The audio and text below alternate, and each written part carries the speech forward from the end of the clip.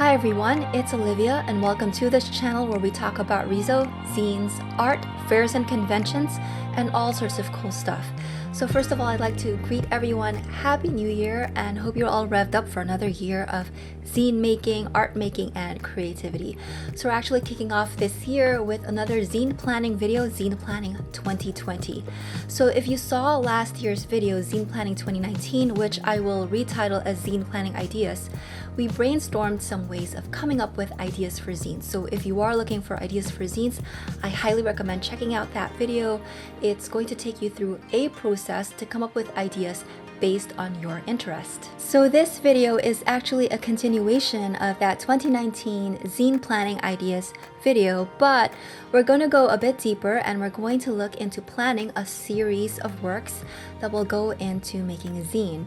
And when I say series, I mean something that is more cohesive and therefore something that is more planned. And I know that this type of project is a bit of a longer term commitment, but I'm hoping that we can accomplish it piece by piece so that it won't be as intimidating. I know that for a lot of us, and it's especially true of myself as well, we are not full-time artists and creatives, so coming up with the time and motivation to work on this type of project can be a challenge. I am hoping that our personal circumstance won't keep us from accomplishing this type of project. And that just means that sometimes we have to do a little bit more deliberate planning. And again, I'd like to reiterate that a zine can be anything you want it to be. It can be as random and as free-flowing as you want it to be. And we can certainly look into making more exploratory and stream of consciousness zines down the line. It really just depends on what your purpose is for the zine. The reason why I want to work on a more planned zine this year is because I like to create more considered and elaborate pieces that can also go towards my art portfolio.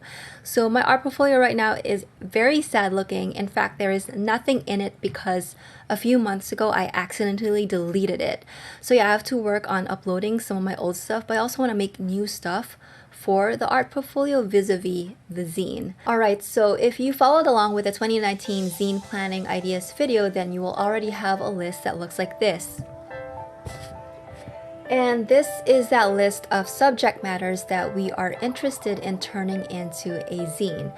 And to turn a subject matter into a series of works, I find it helpful to combine these with projects that already come as a set, with things that we already psychologically think of in terms of sets. So what am I talking about? So here is a list of examples of sets that I have thought about that we can combine with these subject matters.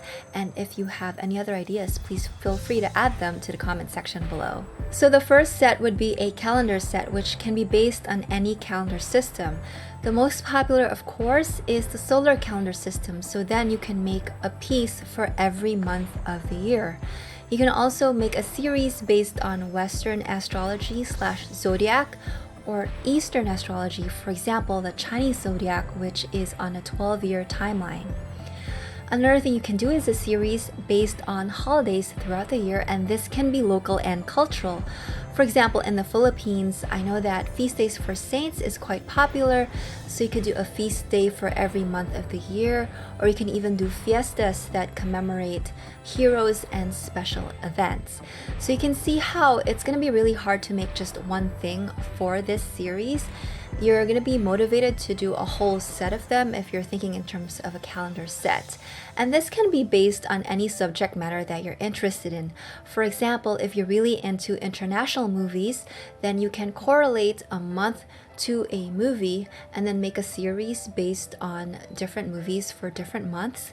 And the good thing is that this type of project can not only be turned into a zine, but it can also be made into calendars, postcards, and greeting cards. Another thing that is not quite a calendar set, but can help to come up with a cohesive series that is also time-based would be to do special art challenges like October, Mermaid, Sketchtember, Drawcember, March of Robots.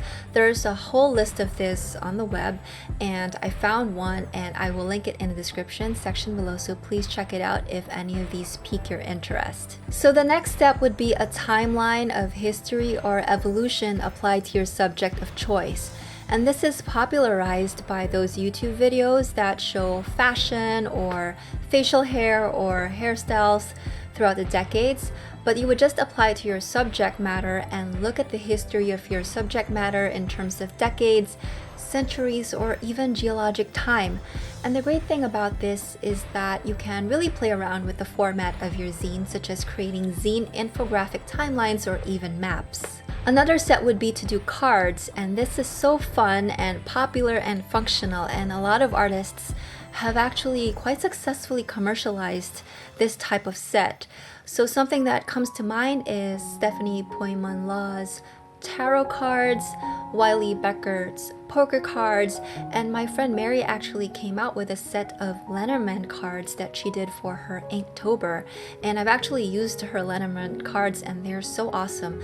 So if you'd like to see Mary's process for making the Lenormand cards, I did do an interview with her, which I will also link in the description section below.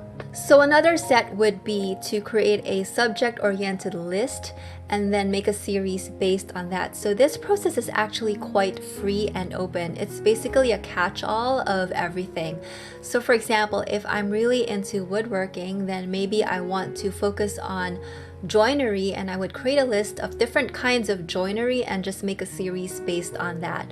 Or if I'm really into architecture, then I would just maybe make a list of different wooden structures and then create a series based off of that. You can actually even do an auto-bio zine under this category. So for example, Jade created a series of comic strips that are just based on her experience living in Toronto, and Angela did a whole series of illustrations that are based on her adventures traveling in Tokyo. Another series you can do is to base your series on a pre-existing creative series. Especially for artists and illustrators out there, you can really make your own interpretation based on a body of work that is already pre-existing. For example, if you really enjoy Hiroshige's woodworking fine art prints, then you can create your own interpretation off of that. Or you can also go literature. So for example, if you really enjoy Shakespeare's plays, you can create a series based on those, and you can even break it down to his tragedies, his comedies, and his histories. You can do poets like Emily Dickinson, who was very prolific, as well as any other poet you're interested in. Or you can even do fairy tales, folk tales, and fables, because those tend to come in a collection as well. So you can do Grimm's fairy tales, Hans Christian Andersen's fairy tales, 1001 Nights, Chinese folk tales, Aesop's fables, or any folk tales and fables from your culture. And last but not least is the alphabet or language series, which is a series that is based on the alphabet or any writing system. And at this point, I'm actually going to break this section into a completely different video because this is the zine project that I want to focus on this year, and there is a lot to talk about.